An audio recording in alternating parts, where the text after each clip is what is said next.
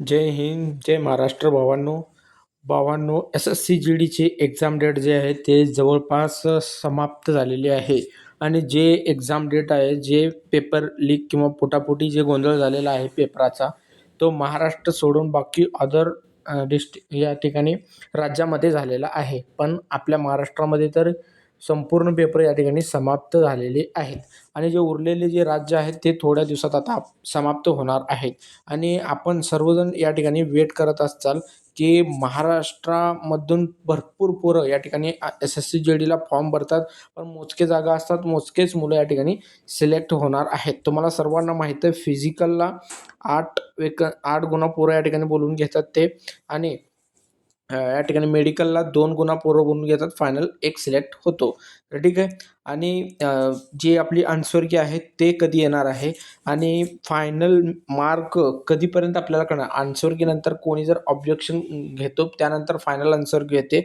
Final answer की आल्यानंतर जे आहे ते वेगवेगळ्या स्टेटचा, जितके स्टेट आहेत तितक्या स्टेटचा आपल्या या ठिकाणी कट ऑफ लागत असतो. तर ठीक आहे. तर मग यावर्षी मी संपूर्ण तुम्हाला सांगणार आहे आणि मी जर वर्षी तुम्हाला मी जे डेट सांगतो त्या डेटच्या आसपासच भावांनो 100% विश्वास ठेवा. न विश्वास जर तुम्हाला बसत असेल तर माझे मागचे व्हिडिओ तुम्ही बघा, ठीक आहे. तुम्हाला ॲक्युरेट समजेल, ठीक आहे. मी ज्या दिवशी फिजिकल म्हणलं होतं तेव्हाच फिजिकल चालू झालेलं आहे. मी गेल्या वर्षी फिजिकलच्या दरम्यान 15 ऑगस्ट नंतर 20 तारखेपासून फिजिकल म्हणलं होतं तेव्हाच फिजिकल चालू झालेला आहे. तर भावांनो, आन्सर कीचं बघा, आता एक्झाम तर संपलेला आहे. आन्सर की आपली SSC-GDची कधी येणार आहे, तर आन्सर की बघा भावांनो, आज आपली तारीख आहे 4 तारीख आहे, ठीक आहे. तर मग आजपासून या ठिकाणी पुढं या ठिकाणी म्हणजेच काय, तर 10 तारखे ते 15 तारखे या दरम्यान, 10 ते 15 या डेटमध्ये 100% आपली आन्सर की आपल्याला भेटून जाईल. आन्सर की म्हणजे काय, आपला जो पेपर होता तो पूर्ण पद्धतीचा पेपर आपल्यासमोर येणार आहे. त्यामध्ये आपले RW म्हणजे रॉ मार्क्स आपले किती आहेत ते आपल्याला समजून जाणार आहेत, ठीक आहे. आपले रॉ मार्क्स किती किती आहेत त्यामध्ये आपल्याला समजून जाणार आहे.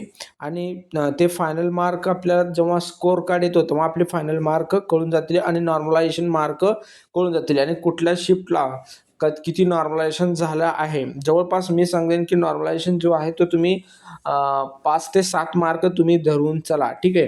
कुणाकुणाचे मायनस पण होतात, पण त्या ठिकाणी मायनस न धरता आपण जर पॉझिटिव्ह धरू, 5 ते 7 मार्क इन्क्रीज झाला. NCC तुमच्याकडे असेल तर 8 मार्क तुम्हाला भेटतील C सर्टिफिकेटचे, आणि ठीक आहे. आणि त्यानंतर मग आपलं फिजिकल कट ऑफ लागून जाईल, ठीक आहे. आणि ही आन्सर की जे आहे भावांनो ते 10 ते 15 ही तुम्ही लक्षात ठेवा.